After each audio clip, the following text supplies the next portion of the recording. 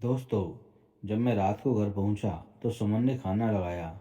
मैंने उसका हाथ अपने हाथों में लिया और कहा, मुझे तुमसे कुछ ज़रूरी बात कहनी है। वह शांत बैठकर खाना खा रही थी। उसकी आंखों में कुछ दर्द साफ सा नजर आ रहा था। अचानक, मुझे नहीं पता कैसे कहूँ, मगर मुझे उसे बताना ही था। मैंने बड़े शांति से कहा, मुझे तुमसे तलाक चाहिए। लगा जैसे उसे मेरे शब्दों से कुछ फर्क ही नहीं पड़ा, बल्कि उसने मुझे पूछा, क्यों चाहिए तलाक। मैंने उनके सवाल को अनसुना किया तो उसे गुस्सा आ गया। उसने चम्मच उठाकर फेंक दिया और जोर से चिल्लाई, तुम इंसान नहीं हो। उस रात हमने एक दूसरे से बात ही नहीं की थी। वह पूरी रात बिस्तर पर पड़ी रही, रोती रही। मुझे पता था कि वह जानना चाहती थी कि आखिर ऐसा क्या हुआ जो हमारा रिश्ता टूटने की कगार पर आ गया। पर मेरे लिए उसके सवालों का जवाब दे पाना नामुमकिन था, क्योंकि मैं अब राधिका से प्यार करने लगा था। अब मुझे सुमन से प्यार ही नहीं रहा था। मैंने उसे उसके बरसों के प्यार की सजा दी थी। भरे मन से मैंने तलाक के पेपर तैयार किए। उसमें लिखा था कि वह पूरा घर और कंपनी के 25% शेयर ले सकती है इस तलाक के बदले में। लेकिन उसने उन पेपर्स को देखा और उनके टुकड़े टुकड़े कर दिए। वह औरत जिसने मेरे साथ जीवन के 11 साल बिताए थे, वह आज मेरे लिए अनजान हो चुकी थी। मगर मैं क्या करूं? जो हो चुका उसमें मैं बदल भी नहीं सकता, क्योंकि मैं राधिका से अपनी पत्नी से भी ज़्यादा प्यार करने लगा था। आखिरकार सुमन के सब्र का बांध टूट गया और वह फूट फूट कर मेरे सामने रोने लगी। मेरे लिए उसका रोना एक तरह से उसकी रिहाई की तरह था। मैंने देखा कि वह टेबल पर बैठकर कुछ लिख रही थी।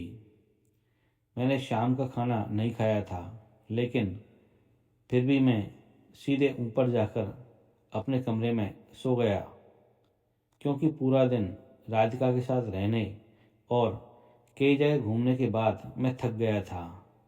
वह शायद रात को इसी टेबल पर लिखते लिखते सो गई थी।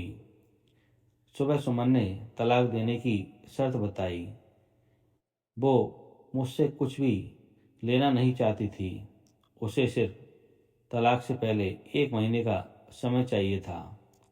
उसने आग्रह किया कि इस महीने में हम दोनों वही पुराना वाला जीवन जिएं, जितना संभव हो सके, क्योंकि आने वाले महीने में रोहन की परीक्षा है। वह नहीं चाहती कि हमारे टूटे रिश्ते का प्रभाव उसकी पढ़ाई पर पड़े। मुझे भी यह ठीक लगा, मगर वह कुछ और भी चाहती थी। जैसे शादी के दिन मैं उसे उठाकर अपने शयन कक्ष तक ले गया था, उसी तरह हर रोज 1 महीने तक मैं उसे गोद में उठाकर मुख्य द्वार तक ले आऊं। पागलपन है, मगर इन आखिरी दिनों को थोड़ा अच्छा बनाने के लिए मैंने उसकी यह शर्त स्वीकार कर ली। मैंने राधिका को सुमन की सभी शर्तें बताई। वो हंसने लगी। उसे लगा, सुमन कितने भी तरीके अपना ले, तलाक होना तो तय है। सुमन और मैं किसी से भी इस दौरान नहीं मिले थे, लेकिन उस दिन जब मैंने उसे पहली बार उठाकर गेट तक ले गया तो हम दोनों काफ़ी अजीब महसूस कर रहे थे। पीछे से रोहन भी खिलखिलाकर खुश हो रहा था।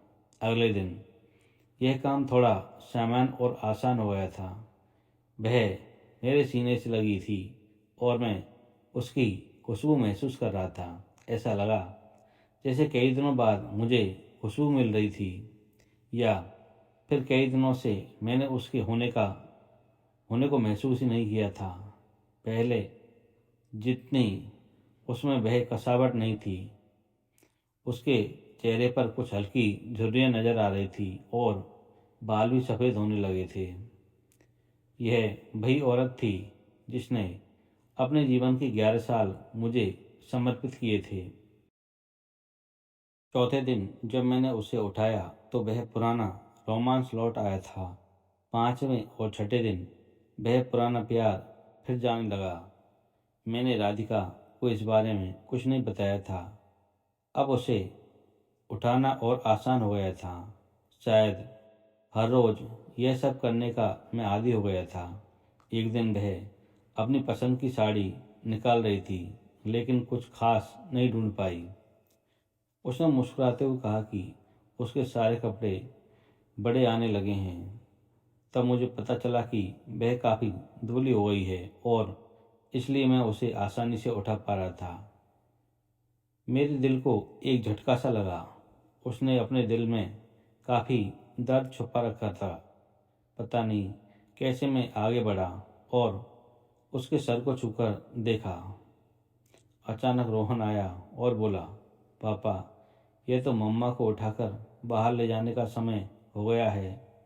उसके लिए अपने पापा द्वारा मम्मा को इस तरह उठाकर ले जाते हुए देखना जीवन का अभिन्न हिस्सा बन गया था। सुमन ने रोहन को बुलाया और जोर से उसे गले लगा लिया। मैंने अपना चेहरा दूसरी तरफ कर लिया। मुझे लगा, क्या मैं अपना निर्णय बदल लूं? मैंने सुमन को रोज की तरह उठाया और बेडरूम में से सिटिंग रूम होते हुए उसे हॉल तक लेकर आया। उसने प्यार से अपने दोनों हाथ मेरी गर्दन के आसपास रख दिए। मैंने उसे जोर से पकड़ रखा था, मगर उसका इतना कम वजन मुझे परेशान कर रहा था। महीने के आखिरी दिन जब मैंने उसे उठाया तो मेरे लिए एक कदम भी चल पाना मुश्किल हो रहा था। रोहन स्कूल जा चुका था। मैं अपनी कार से ऑफिस गया और कार से कूदकर बाहर आ गया, बिना कार को लॉक किए। मुझे डर था कि अब एक पल की भी देरी मेरा इरादा बदल देगी। मैं ऊपर गया। राधिका ने दरवाज़ा खोला और मैंने उससे कहा, सॉरी राधिका, अब मैं सुमन से तलाक नहीं लेना चाहता। उसने मुझे देखा और मेरे सर पर हाथ फेरते हुए कहा, तुम्हें बुखार तो नहीं है? मैंने उसका हाथ हटाया और कहा, सॉरी राधिका, अब मुझे सुमन से तलाक नहीं चाहिए। हमारी शादीशुदा जिंदगी शायद हम दोनों के ध्यान न देने की वजह से बोरिंग हो रही थी, लेकिन इसका मतलब ये कतई नहीं कि हम एक दूसरे से प्यार नहीं करते। अब मुझे एहसास हुआ कि जिस दिन से उसे शादी करके अपने घर लाया था, उसी दिन से जीवन के आखिरी दिन तक मुझे उसका साथ निभाना है। राधिका के होश उड़ गए। उसने मुझे एक जोरदार चांटा जड़ दिया। मेरे मुंह पर वह रोने लगी और दरवाज़ा अंदर से बंद कर लिया। मैं सीढ़ियों से नीचे उतरा और आकर अपनी कार में बैठ गया। आगे एक फूल वाले की दुकान पर रुका और सुमन के लिए एक सुंदर सा गुलदस्ता लिया। दुकानदार ने पूछा कि इस पर क्या लिखना है।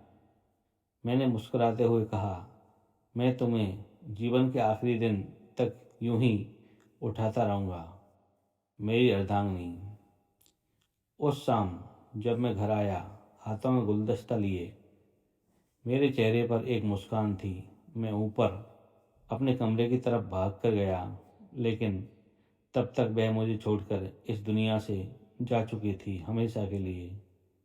वो एक महीने से कैंसर से लड़ रही थी, लेकिन मैं राधिका के साथ इतना खोया हुआ था कि कभी इस पर ध्यान ही नहीं दे पाया।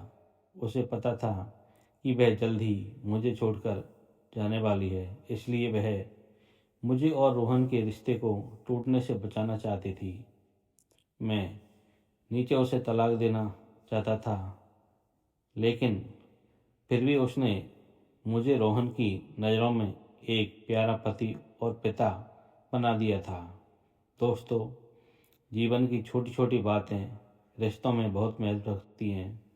बड़ा घर, बड़ी कार और बैंक बैलेंस ये खुशियों का हिस्सा जरूर बन सकते हैं, मगर अपनों के बिना इनकी कोई कीमत नहीं होती। दोस्तों, मैं उम्मीद करता हूँ कि आप सबको यह कहानी पसंद आएगी।